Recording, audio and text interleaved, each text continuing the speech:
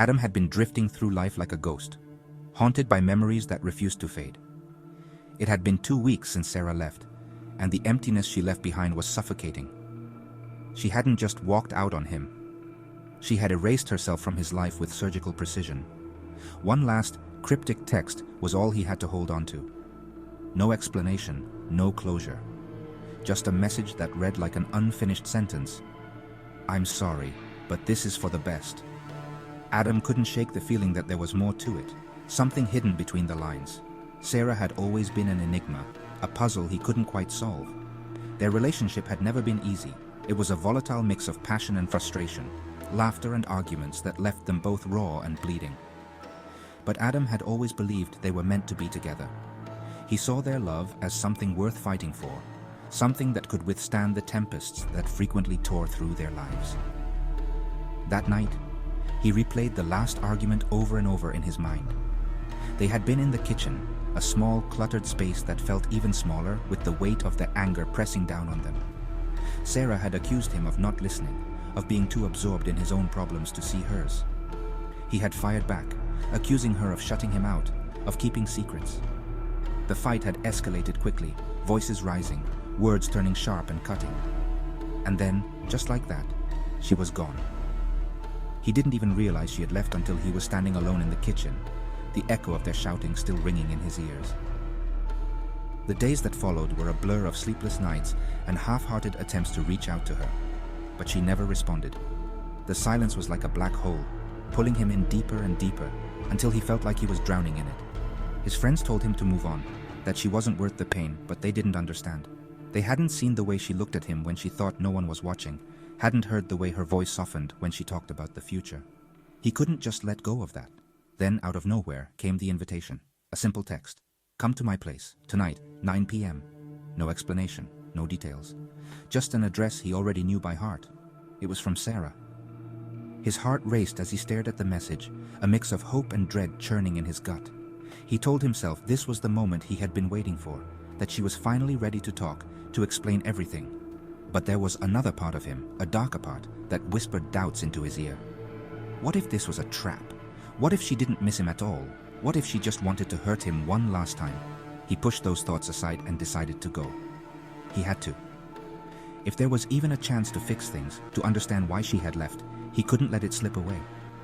He spent the rest of the day in a restless haze, his mind swinging between anticipation and anxiety. By the time he arrived at her apartment, his nerves were stretched thin. The building looked the same, yet somehow different. It was as if a layer of grime had settled over it, making it seem older, more decrepit. The air was thick with the scent of rain and something else, something rotten. As he approached the door, he noticed it was slightly ajar, as if it had been left open just for him. He hesitated, his hand hovering over the doorknob. A chill ran down his spine, but he shook it off and pushed the door open. Inside, the party was in full swing. The living room was filled with people, most of them strangers, though a few faces seemed vaguely familiar. The music was low, the kind of ambient noise that should have made the room feel alive, but instead made it feel like a waiting room. Conversations buzzed around him, but they seemed distant, like a radio tuned just slightly off the station. Adam scanned the crowd, searching for Sarah, but she was nowhere to be seen. He felt a knot of unease tightening in his stomach. He approached a group of people standing near the kitchen and asked if they had seen her. They exchanged glances, their expressions inscrutable. Before one of them, a woman with red hair and too bright lipstick, smiled at him. "She's around," she said, her voice thick with something that felt almost like pity. "But she's not ready to see you yet." Adam's unease deepened.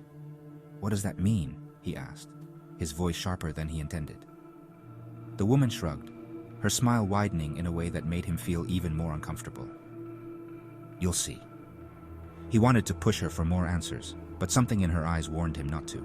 He turned away, his gaze drifting toward the hallway at the far end of the room. A door was slightly ajar, just enough to show a sliver of darkness beyond it.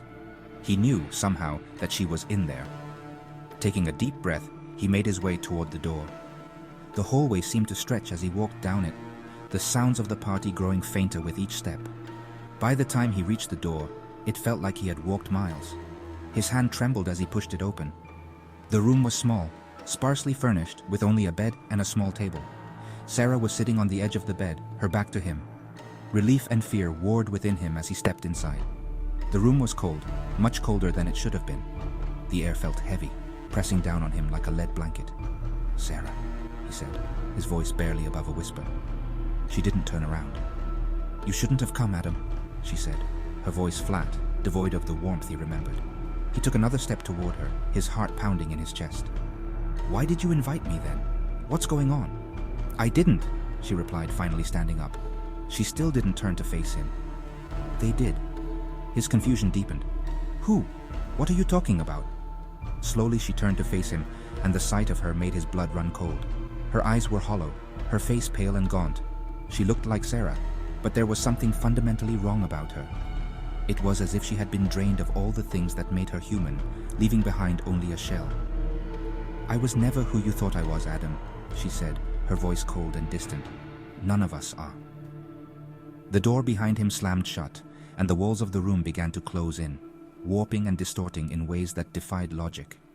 Panic surged through him as he tried to make sense of what was happening.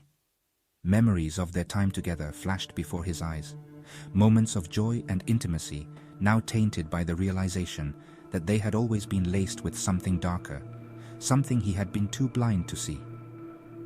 The walls shifted, revealing hidden passages and shadowy figures lurking just out of sight.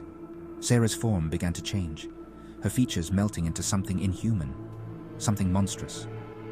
"They needed a host, Adam. Someone desperate, someone broken. You were perfect." He stumbled back, his mind reeling as the truth crashed down on him.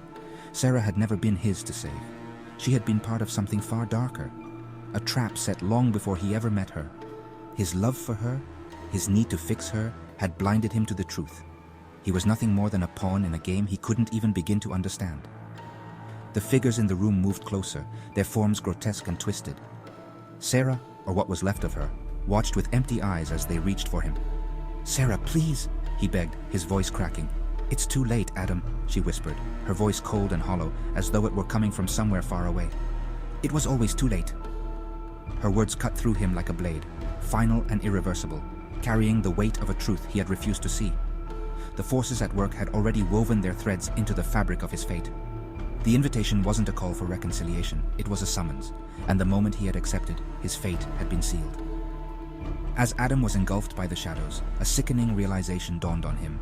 The truth had been staring him in the face all along, hidden in the cracks of their relationship, in the moments of unexplained tension, in the way Sarah had sometimes seemed so distant, as if part of her was already lost. The darkness hadn't claimed her suddenly. It had been a slow, insidious process, creeping into her life long before he even met her. The Sarah he had fallen in love with was already slipping away when they first met, and by the time they were together, she was only a fragile remnant of who she had once been. His love and desperation had only delayed the inevitable, blinding him to the truth that she was never really his to save. She had been claimed by something far darker long ago, and he had walked right into the trap. The apartment fell into an eerie silence, the echoes of the party fading as though they had never existed. Outside, the night remained unnervingly still, as if the world itself was holding its breath. In the quiet, something stirred, a faint, almost imperceptible rustling at the door. A new invitation slipped through the crack, addressed to someone else. The cycle was not yet over. The darkness was not finished claiming its victims.